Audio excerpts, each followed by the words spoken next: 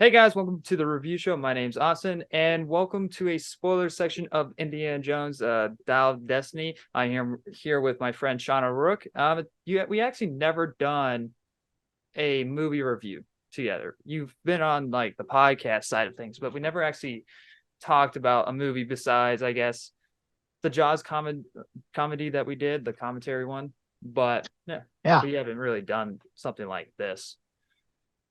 Well, this is cool because I mean, if we're gonna do it, then what better movie to start off What with? better movie? Yeah.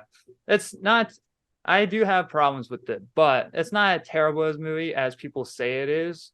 Um, but yeah, this is gonna be complete spoilers. You guys want a non-spoiler review? I have that on the channel. I think I did pretty well on that. I think I tried to explain it pretty much as I can on that. But I mean, I guess let's just get right into it. This is something I've been looking forward to ever since they announced. James Mangold directed it, and I think he did a pretty good job from the direction standpoint.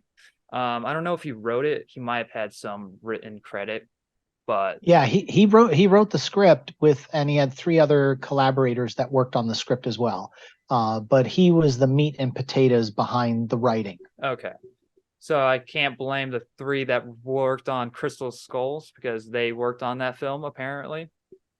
Yeah, I mean, I Uh, think James Mangold writes with the same collaborators that he does for most of the time. okay, And I think they even did consult David Cope, who wrote the Crystal Skull. okay, So, yeah, I mean, there was quite a few people, and then James Mangold is on the record saying that he actually consulted George Lucas. George Lucas read the script, and then George Lucas gave his input on the script too as well. So to have George Lucas, read it and tell him what he felt and make suggestions, I think, means that George did have a hand in this movie. yeah. I'm curious if Steven Spielberg also had a hand. I think he produced it.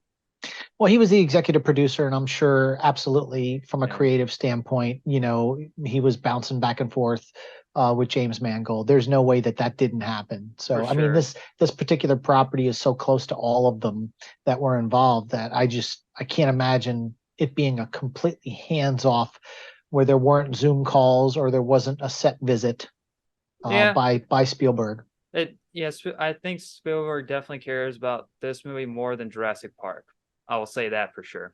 Um, because I mean, I well, I think you're right. I think you're right. won't get into Dominion because I think you like that film a little bit more than me, which is going to be interesting because we never done this before, we might have different opinions on the film and Sure, we won't sure. line up, which is totally fun. Debate's always fun. If Yeah. everyone has the same opinion, then it's just boring. Um, but I guess let's get right into it. I mean, like the first opening, I guess the 20 minutes is the first act, for half of the first act at least. Yeah, it's like Um, 24 minutes, 25 minutes of it takes place in 1944. mhm.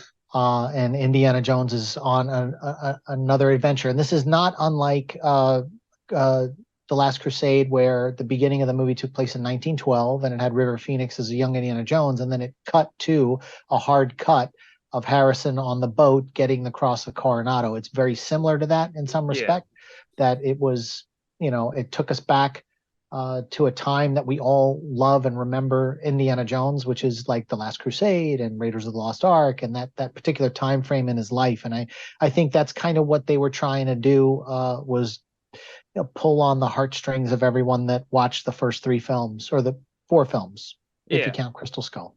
Some Uh, people don't. well, this film definitely mentions that film in some way. I like this opening.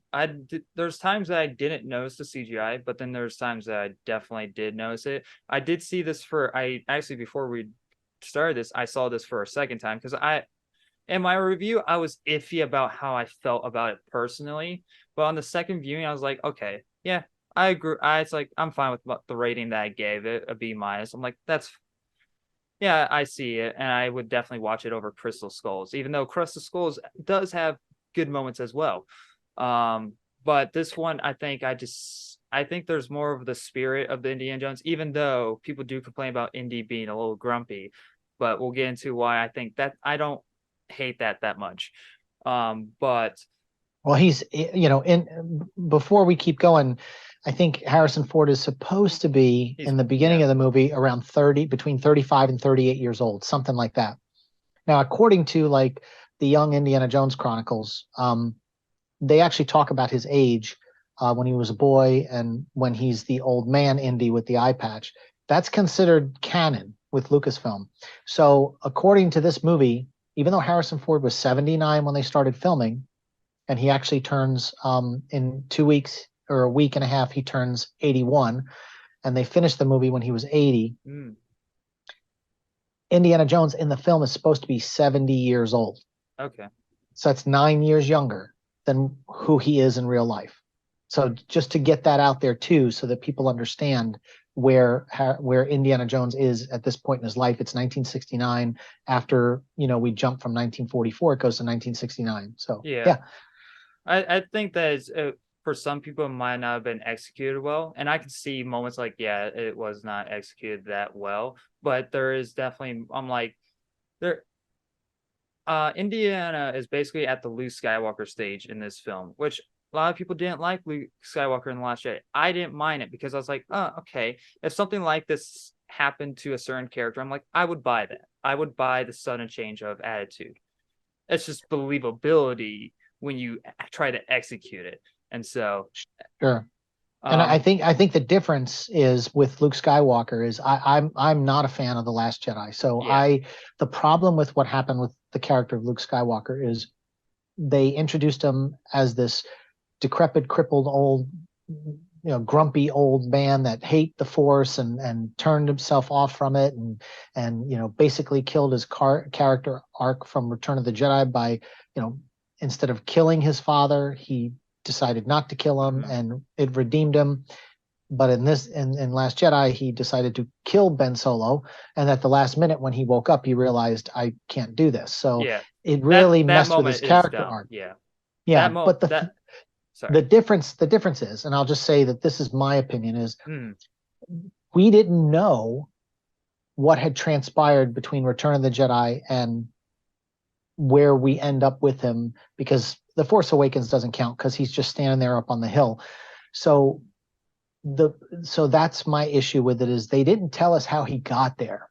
But yeah, in this movie, we find out why, we and they find actually out. give Yeah, a backstory, and it's some of in scenes that are some of Harrison Ford's best acting as Indiana Jones, yeah. where he's explaining what happened to Mutt Williams, his son, and the emotions behind it and how it crippled him, and how so like the fact that we find out what happened and why he's that way kind of solves the problem that was the ball that was dropped with The Last Jedi. Is the audience was so shocked because there was no explanation. And even throughout that film, they really didn't explain, even though they The showed the turn. flashback and Yeah, they really didn't show that. But at the, least with this movie, we got a little bit more. yeah. There should have been like another film to explain that than the Last Jedi or something. But I mean, And like, yeah. no, go ahead. Go ahead. I was like, I do. I don't like how they treated Mutt though. I think that it was a slap in the face to Shia LaBeouf because it was definitely a jab at him for talking crap. Because or they could have simply recasted him or simply say, "Hey, he's off with his own family or whatever." But then you wouldn't have a grumpy Indiana Jones or something. But Yeah, I think if you've watched any of the press junket stuff with Harrison Ford had more input on this movie and where the direction of the character went than I've ever seen him have before in a film. You know, a lot of people are, throwing a lot of shade at Kathleen Kennedy, saying she's the one that turned, like, just like Luke Skywalker turned Indiana Jones into this grumpy old guy. But then you hear in an interview with James Mangold, Harrison Ford said that he was the one that wanted Indiana Jones on the hard cut to 1969 to be in his underwear, yeah, to have a glass in his hand and be waking up from being drunk, and he wanted that. He mm-hmm. wanted that to be the entrance that so that people would just go, "What's going on? What Yeah, happened to him?" And then it would unfold. And when I heard Harrison Ford say that, I was like, "Well, that's interesting." he's giving input on the script before they even got into production, Yeah, and he wanted to tell a more personal story. And so for me, if anyone gets any blame, it's him. If it's it Harrison yeah, Ford, because this is what he wanted to say. This yeah, is the script he wanted to do. And that's the same thing with Crystal Skull. He could have really fought the whole alien thing if he wanted to and said, I don't really want to do this. Um, which I don't think but in he the even liked. No, he really didn't. When you hear the behind the scenes, him and Spielberg both didn't, and they both kind of threw their hands up because in the end they all wanted to get together like friends, like when you have friends and you want to make a short film or do something, Yeah, they all wanted to get together and get the gang together and just have fun and make a movie. yeah. And a little bit of a misfire, not financially. Crystal Skull So did it, $790 million worldwide. It was huge, but like The Force Awakens, that was the first Star Wars film since the prequels. And no matter how bad it is, it was gonna break box office records. Same thing. It was 15 years, and then they make Crystal Skull, and it was gangbusters. And no now matter you're what, yeah. you're another 12 or 13 years later, and you're making another one. It doesn't have that impact like the impact had the first time they brought back Indiana Jones for Kingdom of the Crystal Skull. It just didn't have that impact. Well, that and But the early go ahead. releases for the film also hurt it because like critics came out, and so this film is not going to make as much as Crystal Skull. No, For no way. for once, because it's 12 years too late. I Second, agree. critics. Critics really bashed on the film, and next audience like, oh well, then if critics are not liking it, then I'm not gonna. So, The Crystal Skull released or had its premiere at the Cannes Film Festival too, mhm. and the critics trashed it back then. Well, the It's ratings are different. This one they have a 77 on Rotten Tomatoes. This one has like a 60%, I think.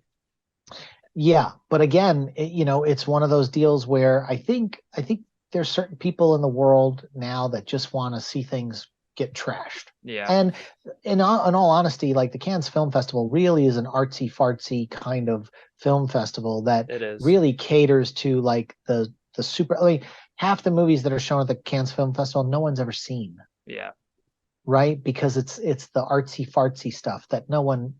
or short So films.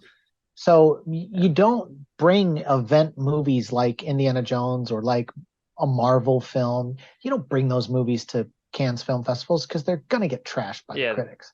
because those critics don't watch those movies and they don't care about those. They don't care. And But I will say, circling back to the CGI, yeah, the CGI. um, in the beginning of the film, I agree with you. It was hit or miss for me. And I'm on the record as saying that there were certain scenes that when Harrison Ford was still, It it looked looked great. amazing. It looked But the minute he kind of moved or like had to do action or something, it just got wonky. yeah. And I just think maybe the computers and everything, how they did it, it just couldn't track It looks better fast than enough. Genemai, Or man. I think it looked great. And So and spoiler alert, the scene when he's in the train and he's walking and he sits down with the Nazis and he eats the yeah, food and he that gets looks back up, that was some of the best it. de-aging I've ever seen. This first 24 minutes is better than the whole entire movie of Genemai Man with Will Smith. And Yeah. so, but there, so yeah, I enjoyed the opening, but then, so then we get to where this fight sequences on a train, and next, this is kind of where it's like, oh, all right, now it's Indiana Jones is kind of like a superhero now. He's getting thrown up onto like a tunnel's roof, and he's like fine. And next, we have Matt Mikkelsen that gets hit by a beam, and next he's fine. I'm like, Yeah, that I'll be honest with you. they did When not when watch Speed, you know, Yeah, when Mads is Mikkelsen got hit by the grain, because mhm. that's how they load trains when they go by with grain. It's one of those things. It's like a swing out arm. When he got hit by that, I was like, He how is lost he his going to head. come back from that? Yeah. How is he going to come back from that? Time travel. Nope. That would have been a cooler review. It's like, oh, his goons went back in time with the dial from the future to get him, and Yeah. next he's back in this present. But Back to the train though. Let's yeah, let's let's stick with the train. yeah, The fact that Indiana Jones's hat stayed on that whole time was a little. I mean, it was it's his ridiculous. There's hat. You no can't way. you can't trash his hat. I know you can't, but there's no way that hat would have stayed on. all that time. There's Yeah. just, it's one thing when when you're on a horse and you're going Hmm. after a tank and you're like, okay, it may stay on. Um, but this was just, the train was going so fast and the wind was so strong and the hat was fluttering, and then when he lays down and the wind is catching it that way and it doesn't come off his head. I have one of those hats. Yeah. I don't wear it out on windy days because Yeah. it will get sucked off your head. Um, so there were things like that. The anti-aircraft Mm, double gun that was on the train, that was just that was pretty cool. amazing. When it started braking and going sideways, and as the train was going around that curve, it started shooting back at itself. I That's a was like, it was great. I'm like, thank goodness, Disney, you're taking a little bit more of a darker route. But I think it's also that they're still partnered sort of with Paramount. I don't know what that deal is. Is it because they had Warner? Honestly, there were more people killed in this movie than any other Indiana Jones film, and I've never seen, the body count Yeah, was out the roof. And then, but you got to remember, it's James Mangold. Look yeah, what he did with Logan. I mean, when you just look at the original opening sequence of Logan, when the guys are trying to rip off his tires, his rims, yeah. and the way he kills those guys, some of the deaths in this Indiana Jones film were that graphic, It and I could was have been. shocked. There is I was blood. shocked. There is blood in this movie. They do bring back blood. There I hasn't mean, been but you, blood since like Temple of Doom, I think. yeah, I mean, So yeah, it hasn't been bloody. You're yeah, right. You're right. When someone gets shot, it's not like they're streaming blood or the guts. But I mean, the way people exploded in this movie was pretty. I was kind of like, whoa, this yeah. isn't. I didn't think this was going to happen. So So yeah, I mean, if it was Steven Spielberg, he would have been like, I think it would have been a little bit more tame because he was definitely hurt from Temple of Doom, and so, but yeah. it was great stuff. I think that's pretty much like the biggest positives out of this movie. It's like, hey, if Disney wants to do like something in 20 or 30 years, now that would be a little bit difficult if Harrison Ford is gone when Harrison Ford is gone. And it's like, and people are watching it and be like, you're just resurrecting. It's like the Flash thing with the original Superman. Um, but it's like technology is getting to that point. It's not there yet. Like they have the great all of that stuff, but it's that movement. And so, and Disney is that like sort of, testing that stages with it. Well, I'd like to see them get away from it though and Well, yeah, recast people in the roles. It's because it just saves so much money, that they would spend on visual effects that they don't have to do. If you just cast a really good actor that looks like Harrison Ford. Yeah. Oh, he froze. somebody else Oh, and make people fall in love with that person with the writing, yeah, you you know. froze there, so we didn't hear half of this sentence there.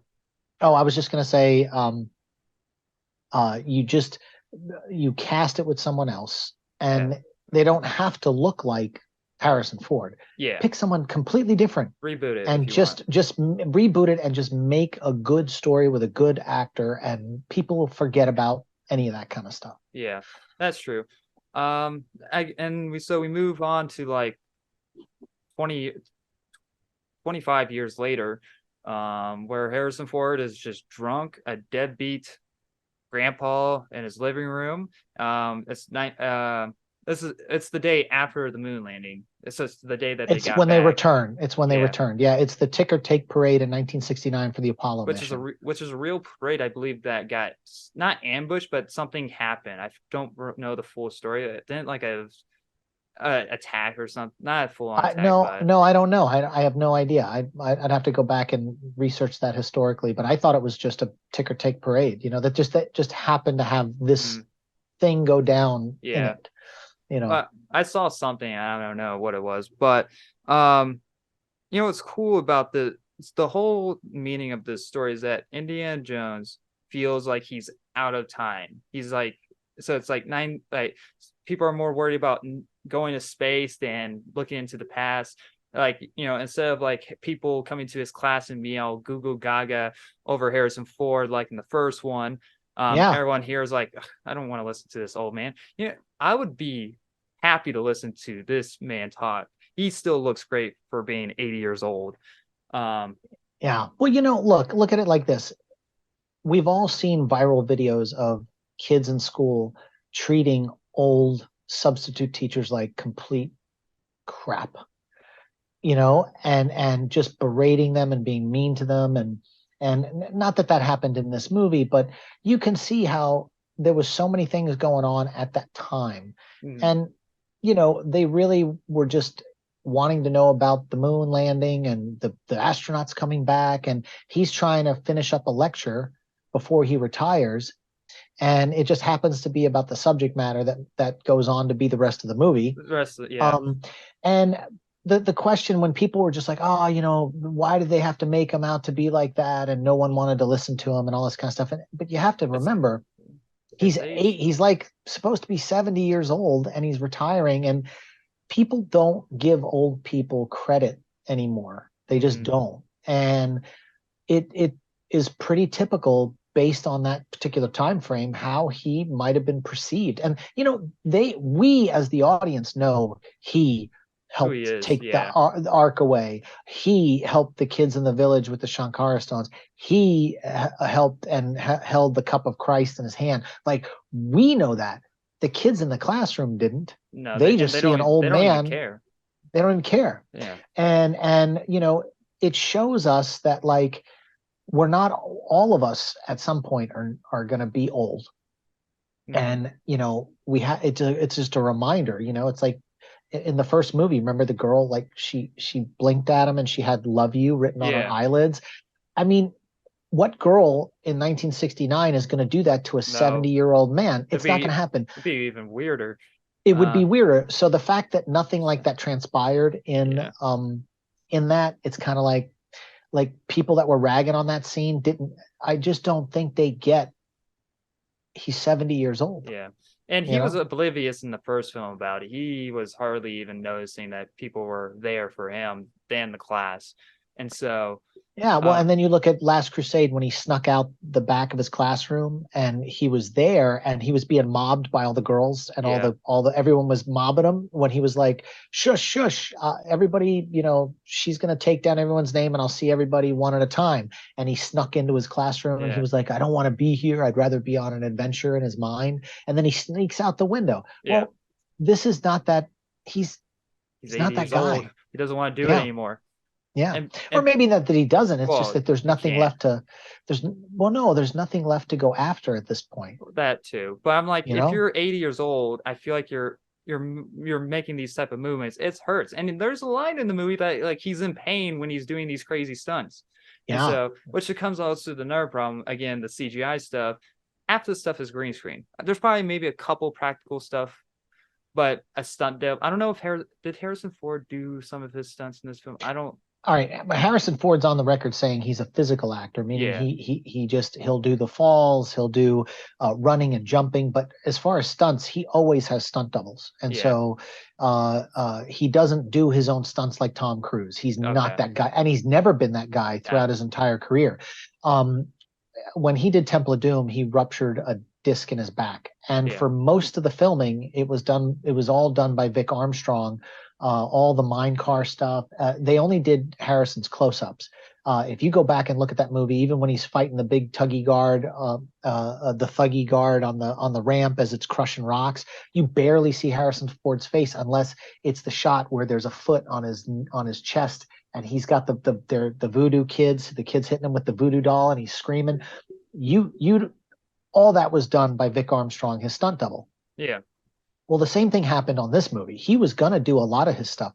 But remember, he was out for 3 weeks of filming with a torn rotator cuff. They were rehearsing a fight scene and he threw a punch and it ripped his rotator cuff because he was 79 years old and he's trying to throw a real punch to make it look right. And so almost all of the second unit stuff. Am I freezing or am I working? No, you're good. You're good. Almost all of what they call second unit. Second unit is when they shoot stunts. Okay. All of that was done by guys with rubber silicone masks that looked like Harrison Ford and CGI replacement. And, they did CGI replacement on stunt doubles is starting to be a standard.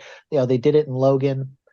They did it in the last James Bond film, No Time to Die, when he's in the Aston Martin and he's spinning around in the car shooting things. They digitized the stunt guy's face, Daniel Craig's face on that guy in a lot of those action sequences. And so it's becoming the standard to do that now. Yeah, I wish it's fine And for like so, older actors to do that, but I'm like, yeah, I wish the younger actors would get into that type of stuff. it's risk and it's money. But I'll tell you this, you are not wrong about anytime you went to a close up of Harrison, especially in the tuk tuk chase when they were in the little car, the three wheeler. Anytime it went to a close up or he was talking to Helena, that was all like green screen or done in the volume, maybe like with digital, because he was hurt. So they had shot all the chase stuff without him, and then he comes in later when he's better and his arm works. Yeah. And because you can tell that it's in this like this weird dome, and you like if you look in the background, it's like it doesn't look right. It looks off. It looks slightly off, and that was all because he was injured. And I wish people would give that a little bit more of a pass because he was hurt. Yeah, but most people don't. They're like, oh, that looks awful. It's like, it looks better than Crystal Skull, where everything's just straight up clean and their clothes don't get dirty.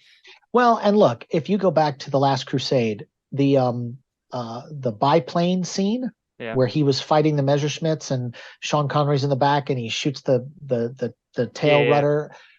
All those scenes were done optically. I mean, CGI didn't exist in 1991. It was done optically, and till this day, it looks bad. And I don't know why they've never gone back and cleaned that up, because they absolutely could. I have the 4K. It looks, So a lot of times when you watch movies, even Temple of Doom, when he's like holding on to the side of the mountain at the end, and and when the water's coming out and he goes, "Get to the bridge," and the rocks come out from underneath his feet, bad opticals, optical compositing. And so, to rag, this looks better. The stuff with the volume or the green screen behind him is done way better than anything that was done in Temple of Doom and Last Crusade. But you don't hear that. Even the bridge in Last Crusade, take the leap from the lion's head and he hits the thing, and it does this weird pivot, and you see that the rock is actually like mirrored camouflage. That, if you look, Harrison Ford's actually wobbling back and forth because he was copy pasted, like cut out optically and put on there. And when you watch his feet, they're not standing on the thing. They're actually vibrating back and forth. And as he moves, it looks weird because it was an optical effect. They didn't have computers. So you're always going to be bound to where you're at technologically wise. And I think this, all the visual effects in the Dial of Destiny do look better than anything we've gotten before in other Indiana Jones films. I just think we as consumers are just trained now to expect Avatar every time we see a movie with CGI. Yeah. And that just isn't going to happen. No, for sure. I mean, like, I guess that, well, we also sort of like allow it because we love those movies, and it was a different time when those movies came out. And right. It's We like dismiss it. tiny They details. And like, it's like, if you don't really look at it, you don't notice it. But in this, it's like, it's kind of sort of distracting right away, sort of. But like, you have to really look at those old films and be like, yeah, that doesn't really look right. But it still holds up. I think it's going to hold up better than Crystal Skulls, because Crystal Skulls just has like, it's so bright, so dim for some reason. Here it's like, okay, we don't look like we're on a set. We're actually doing some stuff. And so when you look at Crystal Skull, just to jump back to that, everything had a very dreamy look to it and colorful, dreamy look to it. That's Spielberg. Was that Spielberg? That's Spielberg. You go back, if you look at the original Jurassic Park, minus the night scenes with the T-Rex, it's dreamy and it almost feels creamy and bright and just very fantastical. Well, that's the kind of special magic you get when you get Spielberg. But remember, this is James Mangold, and if you look at the color palette and stuff that he did for Logan and Ford versus Ferrari, you're going to see that's his style. Yeah. A more realistic, gritty look to it versus that dreamy look that Spielberg does with the Indiana Jones films. For sure. And next, this is where we meet Helena. yeah, Helena, Phoebe Waller-Bridge character. I Yep. found her as a complete asshole in this first couple minutes of the movie. I did not like her character, which I don't think you're opposed to, but she came so unlikable. I didn't even care to have her on screen. I'm like, please get her off, because immediately when she said like, "Oh, I'm just doing it for the money," I'm like, great, we have another freaking Mike character. That's lovely. Great, cool. And but then like later on in the film when she does like the swap-a-roo thing where like, oh, you think she's gonna portray them, I'm like, please don't go down that route. Oh, thank God. Okay, thank goodness. You're about to give me a heart attack that we're going to go down that route again. But Yeah. by the end of the film, especially on the second viewing, I liked her a tiny bit more. And Yeah. so, And I think over time, people are going to grow to like her character, even the people that are so against it right now. And I'll tell you why. Um, I had the same kind of reaction to you in the beginning. I was like, but as the story went on, I realized that, remember, Temple of Doom was a prequel yeah, to Raiders of the Lost Ark. It took place in 1935. 1936 was Raiders of the Lost Ark. In that movie, Harrison Ford, Indiana Jones, all he cared about was fortune and glory, being a grave robber. And he yeah, was even told at the dinner, you've been accused of being a grave robber. And, uh, uh, he was selling Nurhachi to the gangster, the Chinese gangster in Shanghai for the diamond, yeah, where normally if you found Nurhachi, a 3,000-year-old Ming dynasty, his ashes, you would want that in a museum. But mm-hmm, see, he wasn't there yet. He wanted fortune and glory. That was even the theme of the movie, was fortune and glory. But his character arc changed when he grabbed the uh, the Shankara stones and he saw the diamonds glowing and everything, and he was like, oh, I'm so obsessed, this is the diamonds, they're glowing, and he puts them in his bag. But what does he hear? He hears the children screaming in the mine.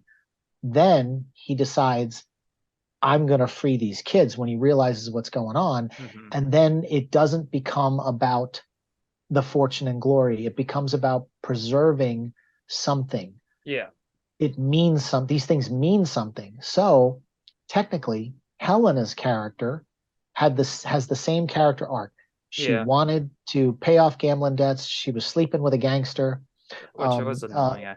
which I was, didn't, yeah, I didn't like but it. he gave her a huge diamond ring and she pawned it, Yeah, because she wanted money, and she only wanted this thing because she wanted to sell it on the black market. But then as the movie goes on, she realizes there's more to this thing, and that it should be preserved. And so her character arc became Harrison Ford's character arc from Temple of Doom. yeah, And the thing is, he already knew that. Indiana Jones already knew that, and he was trying to explain to her the whole time, you can't do this. yeah, You can't be this way. What would your father think if he knew you were sleeping around for money? yeah, And you're taking artifacts and putting them up on the black market just to make money. And so for me, I understood from a character standpoint, she was supposed to be unlikable in the beginning, and then she became Indiana Jones at the end, figuratively speaking, mm-hmm, from the character arc. yeah. And that's just one thing I mentioned in my review. It's like, yeah, she can start as an asshole at the beginning and next change by the end. That's called a character arc. I just don't think there was enough meat between the movie for her change for some, because Well, but let me ask you this: was there enough meat for Indiana Jones's arc in Temple of Doom to change? he's, well, the kids part, yeah, Well, let me, because the move Temple of Doom was a half an hour shorter. yeah. I got it. So It's so been 2 months since I watched it. I need to watch it again. yeah, but my point is, like, this was a longer movie. Hmm. You had time to cover it, and they kind of did as they went. And again, I'm not going to be a purist defender of the movie. There were Yeah, things, that I for didn't sure. like about the film, but there's a lot to really like if you looked for it. Well, no, for sure. There's a You know, lot of things I liked, like the as just Helena's character and that the short round kid. I'm like, this is like another short round kid. Again, Temple of Doom. He I asked, know. where'd you find her? And she said, he was stealing out of my purse. Well, Willie Scott said to Indiana Jones, where did you find the kid? He was pickpocketing me in Shanghai. Yeah, So Well, yeah, but There's these it's mirror copy and images. yeah, and that's the problem. I was like, it's Re- copy and But paste. Sorry, no, remember, but George Lucas, who created this, yeah, believes in poetry and that things happen, right? So again, you go to the Star Wars films and you look at Luke Skywalker out in the desert, farm boy, learns he has these special skills, blows up the Death Star at the end, saves the galaxy. And then you look at Anakin Skywalker, the Phantom Menace, little boy in the desert, finds out he has these skills, blows up the droid control ship at the end and saves the galaxy. mm-hmm. Okay, then you look at Rey, girl in the desert, finds out she has these powers. They go and help destroy The Emperor again. but my point is these things are cyclical. Yeah, I know. And if George Lucas had any hand in this script, he saw these beats and understood that like we're showing that this is like a progression, that these things happen again. Yeah, for I don't sure. know. I try to look at it from that perspective. Well, no, for sure. I see it from that perspective too. It's just that I also look at how it's executed. And here I'm like, this kid is being an asshole for no reason. He steals his watch. I'm like, this jerk kid.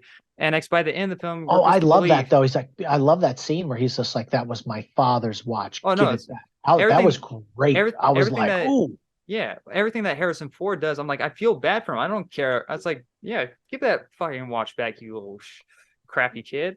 But right. but by the end of the film, you're like, where was his change too? I don't understand his change to liking Harrison Ford either. And so it's like there's kind of like I feel like there are maybe a couple scenes, like take out maybe a couple other scenes and add in like a couple more characters, because the ones I was enjoying was also like his guilt for his son's death. Spoilers, of course, Mutt dies in this film. Yeah. And Yeah. so Vietnam. Killed off in screen. Vietnam. It's implied he was killed in Vietnam. Yeah.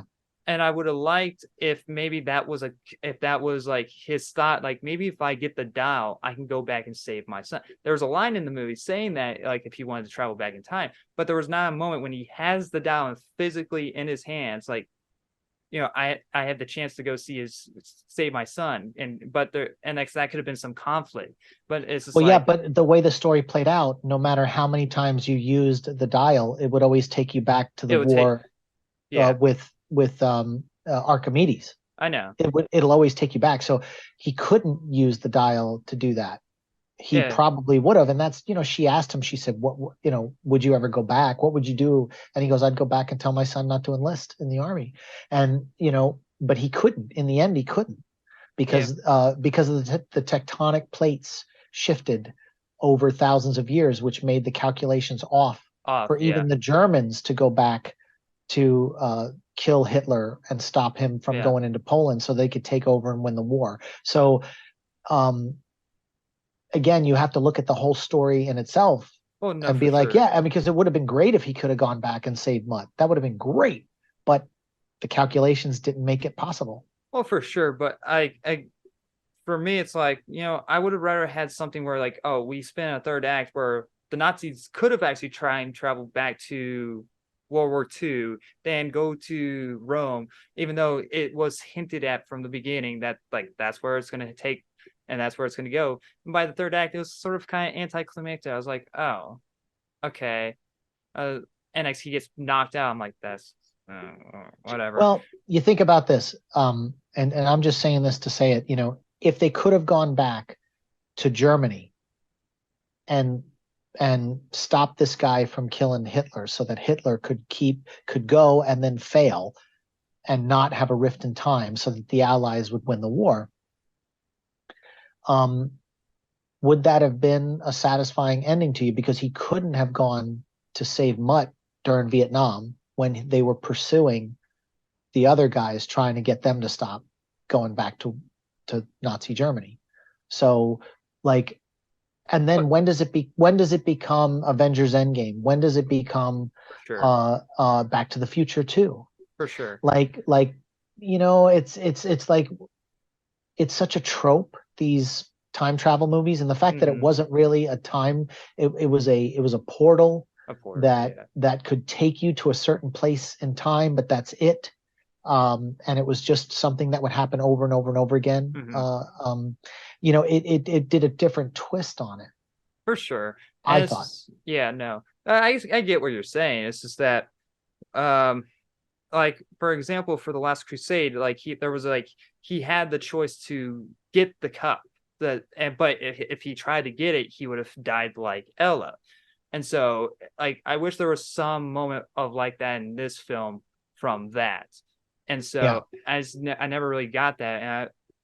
And for me, I kind of just felt like I got a third act that just kind of felt rushed, if anything. It kind of just I think it felt like it was a little rushed, and that they did do some reshoots on the ending. And I think the whole scene with Marion at the end was an afterthought. I think it was added later. mhm. Um, and so yeah, I mean, I think over time, the more people watch the movie over and over again, I think they're gonna realize that there's a lot of good meat on the bone, and not so much not good meat on the bone to Mhm. chew on. And I think the moment where he was standing there and his eyes were welling up and he was telling Helena he didn't want to go back because he had nothing left to go back for, but then she was trying to explain to him that if you stayed, you'll mess up the time because Archimedes has to build the thing in order for the thing to happen, for them to get where they're at that particular point in time. And Mhm. he just couldn't wrap his head around it because he was so emotional.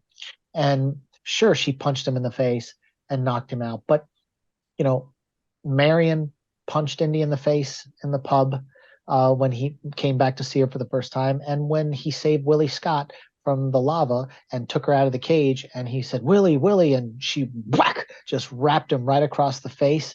And he goes, no, it's me, I'm back. Like, it's not like females haven't punched Well, no, for Indiana sure. Jones before. And I think a lot of people were like, how could she just knock him out? And I'm thinking, well, one, he's 79 years old or 70 years old in the movie. So he's an old man.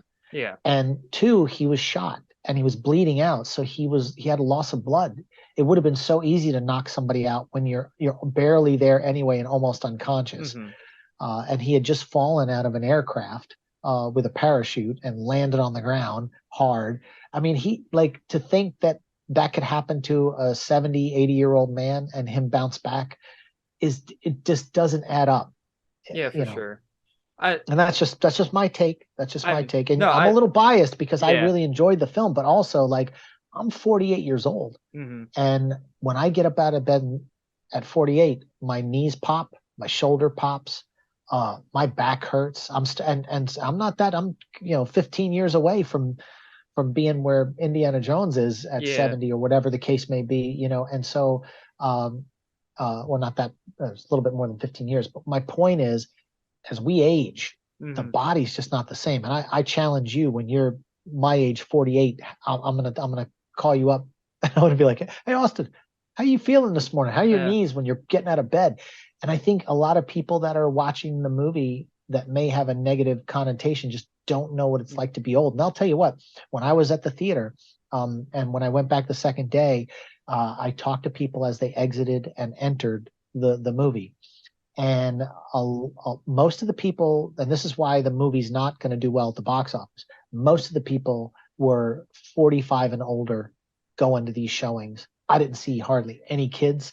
I didn't see any Gen Z. I saw the people that watched the movies the first time when they saw them in the 80s. Yeah. That's who's going to these movies. And they're coming out and saying it's great. Yeah. I had one group of it was four people, all in their late 40s. They didn't even realize it was CGI with Harrison Ford being young. They Mhm. thought that was like old footage they found. Oh, okay.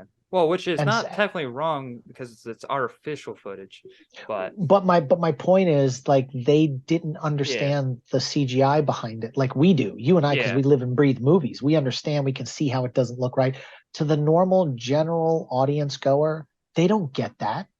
They don't get that. Like, my wife, and she worked for Sony Pictures for 14 years. She watched Rogue One and didn't realize Peter Cushing was that was a Oh, yeah, dead. yeah. He had died 15 years earlier. I didn't even She's know that. watching that, and I had to tell her once the movie was over. Well, that guy was CGI. That was. She was like, "What? I didn't really?" And I'm like, Mhm. "Yeah." And so for people that just don't look at for that detail, they're not seeing the flaws. Yeah. But That's anyway, but that's what the audience was saying. Audience was seemed to be very happy, but they were an older audience. Some people could say boomer audience, even a though the boomer. boomers Yeah. boomers are 65 and older, like really Harrison Ford's generation. But yeah, I mean, I think a lot of younger kids just aren't going to gravitate towards this. Not when there's a movie like the people that go to the Spider-Verse movie Yeah. are not going to go to see Indiana Jones as a 70-year-old man. They're just not. That's just not the Unless your movie they're parents going to see. showed you the movies. And Yeah, and maybe you'll go with your dad as a hey dad, let's go see it, but yeah. you're really not invested. You're not Yeah. invested, Or if you're into movies and all that, that's like the only way you're gonna get the younger people to go. Which, Yeah. and if you even look at the red carpet stuff, most of it you hardly see any young people there. It's mostly older Mostly people. older people. I will say I thought the movie was long. It Yeah. needed, I think, a half an hour cut out of it would have been great. It should have been the same length as all the other Indiana Jones films, about just under 2 hours or 2 hours, like 2 hours and 25 minutes. That 25 minutes just dragged, I You think, could they could have took out that one chase scene with the rich dude, which even though it was fun, it's just that I every time that rich dude came on screen and screamed, I'm like, what the hell? You I mean the gangster son? yeah. I was like Yeah, this yeah. I didn't Well, like him. and I think it was pointed out to me that like they go into the club and it's nighttime. Oh yeah, and they come out in day. It's like They what? come out and it's daytime. It's like, what? Yeah. And then they weren't in there long enough. If they got in there at 4 in the morning, Then sure, maybe. 5 maybe. But the problem is it didn't feel like it was crack of dawn. It felt like it was like high Midnight. noon, Yeah, like high noon or like midnight. the next morning. Like Yeah. it just didn't. It was too. The lighting was just too. I was like, what? How did it go from dark to light that quick? It Yeah. didn't make sense to me. I mean, I So would rather take that than the Lion King where they sing "Can you feel the love tonight" during the day. I'd rather take this than that. yeah, But yeah, yeah, I enjoyed the film a lot. I mean, like the action scenes were a lot of fun. I think if I again, the opening was the best part for me, even though I can notice the CGI stuff. Mad Mikkelsen, I think he's probably the top third best villain. yeah. I He was good. He was really good. Now, he wasn't Mola Ram ripping hearts out, no, villain he like just had that. that presence though. He had that presence, but I'll tell you what, the dialogue between him and the waiter in the hotel, oh, Oh yeah, dude, where he was like, like he says, "Oh, you served in the war," and the guy says, the waiter goes, "Yeah, I was in this infantry and did this and that," and he was like, "Well, then you come back to America and you're treated like this. It's the 60s. No one cares about you. You're black and you're a waiter. Was it all worth it? Serving your country, was it worth it?" He had a good point because the yeah, civil rights were going and they were hosing black people in the streets, and there were protests, and here's this guy talking to an ex-Nazi, not realizing he's an yeah, ex-Nazi. And then when he says that very chilling line, where he goes, well, the waiter goes, "Well, we won the war." And then he goes, "You didn't win the war. Hitler lost it." And I yeah, was like, oh, I mean, it was so delivered by Mads Mikkelsen. It was so evil, that I just thought he was great as that villain, yeah. I mean, if Hitler did win the war, it'd been a lot worse. But it's a very cool line. It was a cool Um, line. Well, it's because it's inferring that we all think, we brought we think peace. that we won, and it's like, well, yeah, but Hitler really lost. It's like Yeah, it's just a dark, dark way to say it, yeah. you know. Uh, Uh, was instead of I mean, there is bugs in this movie, but we new thing we get eels, which they set up that eels were supposed to be very dangerous in this movie. They didn't do anything besides yeah, they really didn't. swim around Harrison Ford. Yeah, Um, I could have done without the eels. I mean, it was a cool The eels scene, didn't. but Yeah, it was a cool scene, but in the end, it was like it we need didn't do something anything for new, me. because each film has their own things. The first one had snakes, the second one had bugs, the third one had what does the third one have? alligators. Rats. Oh, rats. That's what it was. Rats. The fourth one had ants, and this one has eels. And that's what's like each one needed to have their own thing. It's like, all It right, needed let's to just have throw its in. own thing. Um, It to me, it's just like I need Indiana Jones to wear his hat all the time. And if you're going to give me an entire sequence underwater with scuba gear, I'm not getting the hat. yeah. So for me, it Yeah. was okay, but it wasn't great. I am upset that they screwed over my one of my favorite actors, Antonio Banderas. I think how you say his name, Banderas. Yeah. Banderas. He's got screwed over in Uncharted, another adventure film that he got screwed With an over in. archaeologist. Yeah. Yeah. Yeah. So Yeah. they're just doing my dude dirty.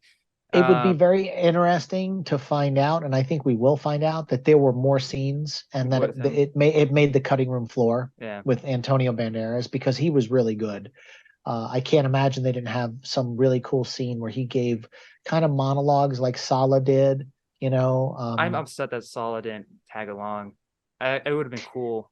oh, well, I mean, look at him. I mean, John I Rice think he's Davies older. is he's older than Harrison Ford, but also, he didn't have that dexterity that even Harrison had. Like Harrison, Yeah. when he prepared to do this movie, he was cycling 30 miles a day and eating energy bars, and that was it. And he Yeah. just completely ripped and leaned up. And I just don't think that John Rice Davies could have done that. But I actually liked what they did with his character, that he was a taxi cab driver in New York, Hmm. and that it was the war, after the war and after the Nazis, Indiana Jones helped get his Sala and his family over to the United States. It's very similar to what happened with the Iraq War and the Afghanistan War, and I think they took a page from that when they wrote the script, where interpreters and people that were left behind that helped the Allies. They were getting murdered in the streets, so they were all getting granted like asylum and coming to the United States and relocating, and so it makes sense that like a collaborator from Cairo who was against the Nazis, was able to come to the United States. Because if you Yeah. look at Last Crusade took place in 1938. Hmm. World War II didn't end until 1945. So Sala would have needed to get out, or the Nazis were still all over Asia and the Middle East at that point, Yeah. as I they were conquering land. So that totally made sense. But I heard people online going, they punked out Sala and made him a taxi cab driver. And I'm going, dude, they relocated him to another country because he was a collaborator for the United States. Like it makes so much sense It's the only job that storytelling he would be wise. able to get is something like that as a taxi driver, at least at that time period. Well, yeah, because we don't know. I mean, he was a digger. Yeah. He was like a CIA operative. His cover was like being a digger. And so, what would he want to do when he comes over? I mean, if you go to New York City today, almost everyone driving cabs are foreigners. Yeah. Wait, was I forget the actor's name that was the right hand man. Oh Uh yeah, he was in Logan too, yeah, as the yeah. same, almost the same kind of character. He was in Low, and he was in an earlier movie. I think I don't know if it's this year or if it was last year Yeah, Boyd where Holbrook is his name. boy, yes. Boyd Holbrook. Boyd, I think they wasted him in this He was movie. so wasted. Yeah. He didn't even say a word. He was just there like, Yeah, I feel like he was wasted, and I feel like the big giant guy, he was kind of wasted too. I mean, like you can't have a giant guy in every movie to try to fight Indy in some way. And I'm glad Indy, didn't really fight him. He just yeah. hit him once with that sign, and then realized I'm getting out of here, because Eh, the guy he was bigger than anything I've ever seen before. I don't know where that guy came from, but he was a monster. yeah. And there's no way, if he'd have gotten a hold of Indy in a fist fight, that Indy could have done what he did to the Russian in the last movie, which was 15 years ago, which even that was a stretch, trying to Yeah. fight the Russian before he got carried off by the ants. Yeah. Yeah. And Indiana Jones jumping on those barbed wires at the beginning of that movie. I didn't think that's why people also like, at least the critics side maybe, and some other people are not that didn't like it, because it's like, well, this isn't our Indiana Jones. I'm like, it is. It's just that He's it's 80. it, not every movie he's gonna be the same person. He's gonna change over time.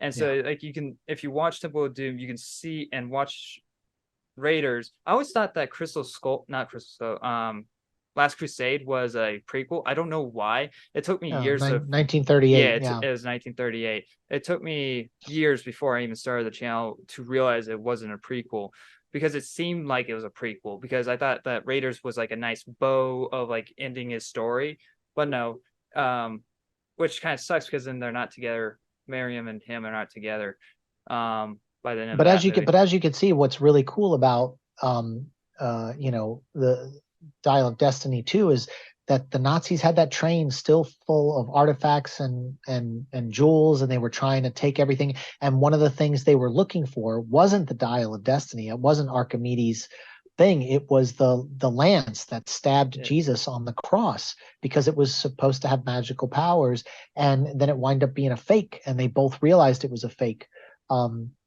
Indiana Jones did, and so did Voller, who wanted the Archimedes dial. And so when you realize that like the Nazis were still going after artifacts, and that Harrison Ford had stopped them from getting the Holy Grail, stopped them from getting the Ark of the Covenant, they were still trying to get the lance that stabbed Jesus on the cross Yeah, and let out all the blood. Hitler's very into artifacts apparently. I don't know, Yeah, the was occult. he? Was he Yeah, actually? yeah, Okay. yeah. Well, he was, and that's a historical thing that they understood that. Nice. And if you think about it, Jesus, is a Jew, and Yeah, so if you're trying to take out the Jews, then you want to learn everything you can and get a hold of everything biblical that you can to erase their history, because yeah. that's what a lot of that stuff is. Hmm. And the whole train sequence was based on a mythological, or some people say there was a train full of gold and all sorts of all the stuff from the Jewish people that was corralled up and put in the train, and it vanished. And they believed that somebody got a hold of the train that had all the fortune in it. Mm. So there was a little bit of that was peppered in there historically. They always try to pull these things when they make the movies. So, I think if you're again, I feel like an older crowd appreciates this movie, I think, more than the younger generation, which just thinks it's more of like Kathleen Kennedy spoon Yeah. feeding all the feminist stuff to them. Well, I think I'm not a huge fan of Kathleen Kennedy. She has put out good stuff, and I give her credit when good stuff is done. But you also have to also point out the bad stuff that she has also put out. absolutely, And so, absolutely, yeah. but and then it's a fine ending to the franchise. It's a fine ending to his character. I it's such a weird world now that we live in because it's like you either love it or you either hate it. There is no between. And so it's like Yeah. and I'm in that and that's like I'm always honest and like I'm kind of indifferent with this movie. And so it's like, yeah, it's a B minus. I found fun with it. And there's moments I'm like, eh, and I wish they did some other stuff. Um, but honestly, there's not that many big problems that I have with this movie than like Crystal of Skull. And so, um, if you get, I mean, if you don't know why you guys are watching this, if you haven't seen it, but if you haven't seen it, go and watch it. Yeah, I think people should go see it on the big screen just to see it on the big screen. Yeah, And I think the people, the third act, it gets a little wonky with the portal and the time travel and things like that.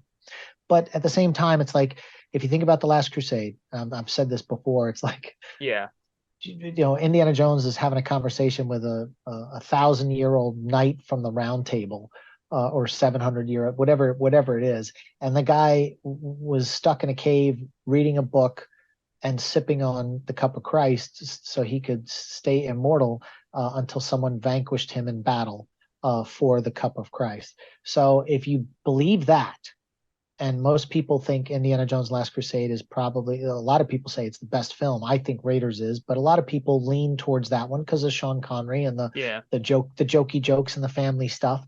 Um, my thing is, if you believe that, there's no reason why you couldn't believe Archimedes had this dial that would yeah, able to create, and all he really was trying to do was find a way to stop the Roman army from killing his people.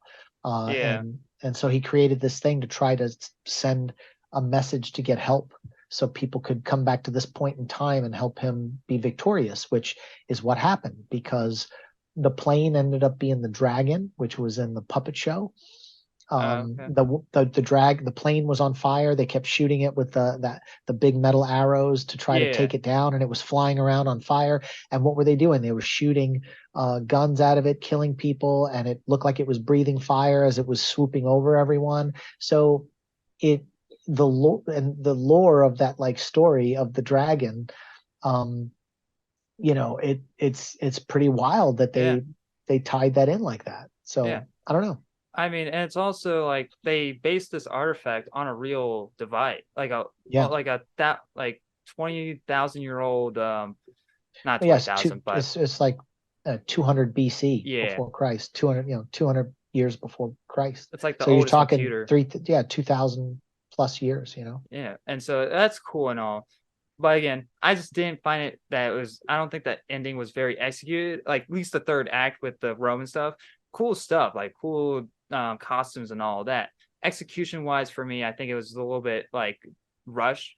But the like actual end of the movie where Marion and Indy having their like, finally being once again together, I like that. I think that's like a nice bow to the end of the movie.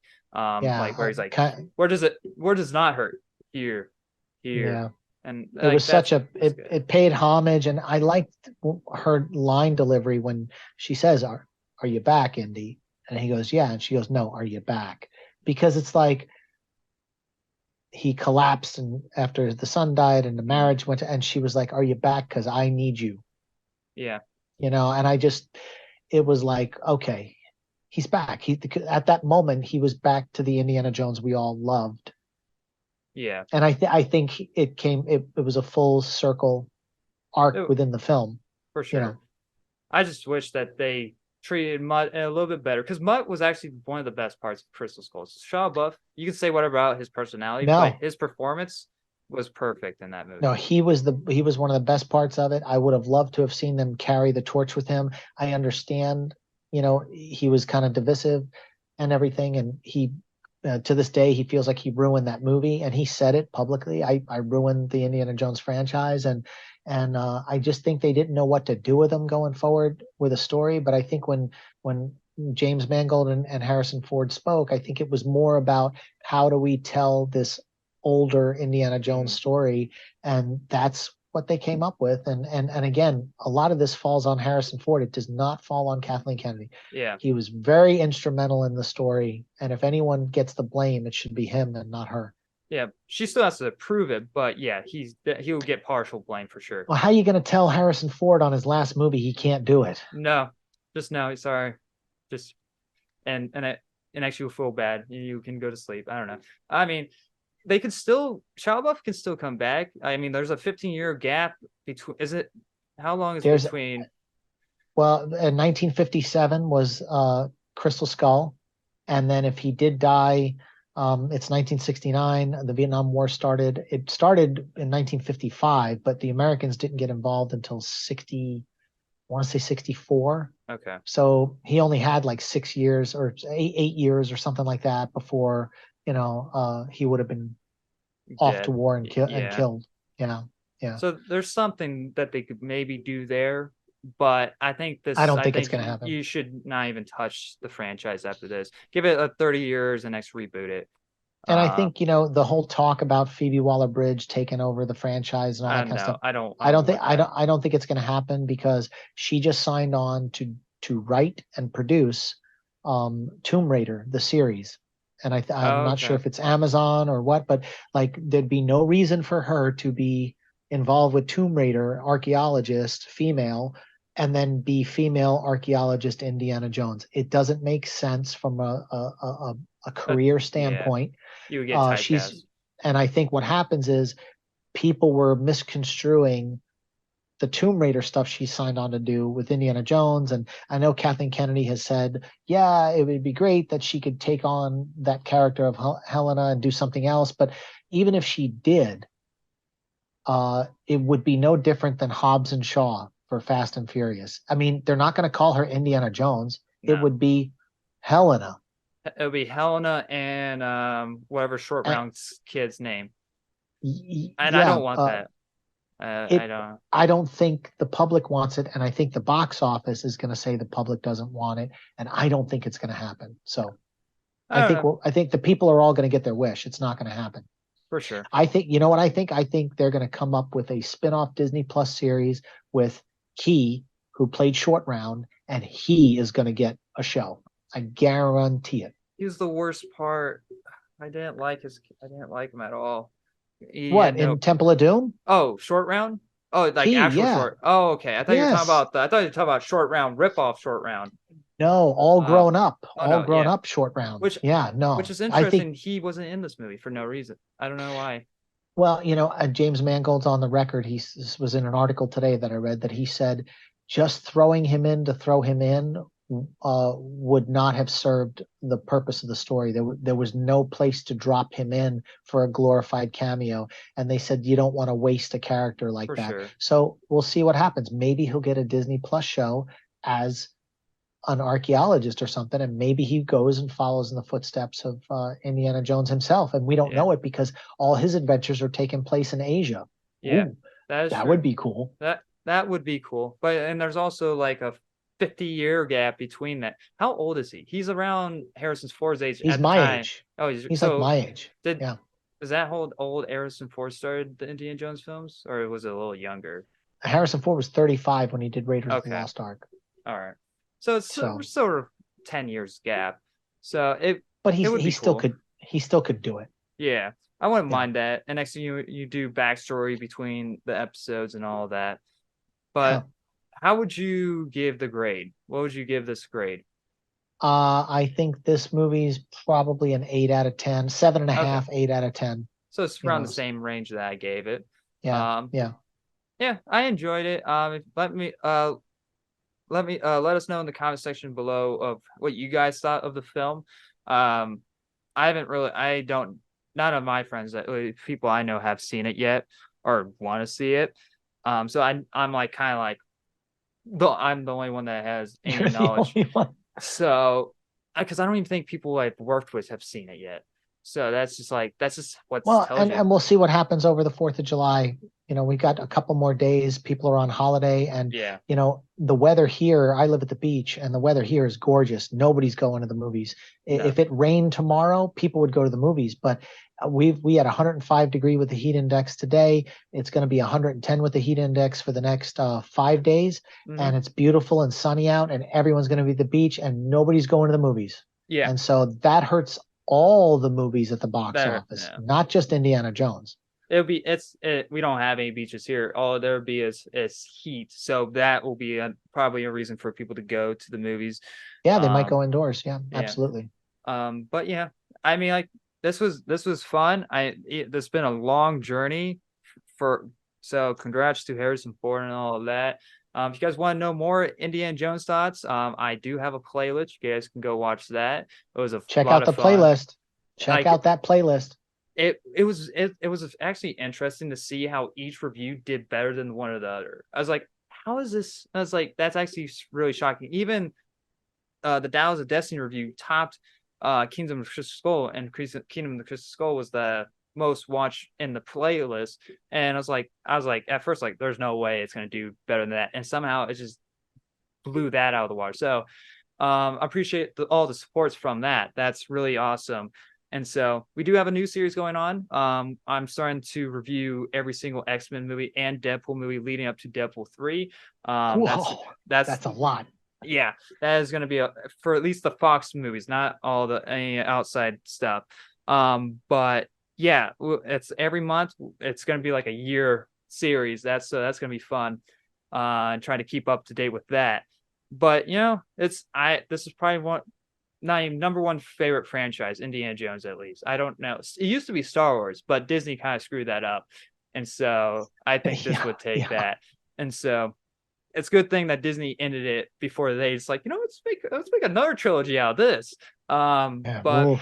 no thanks.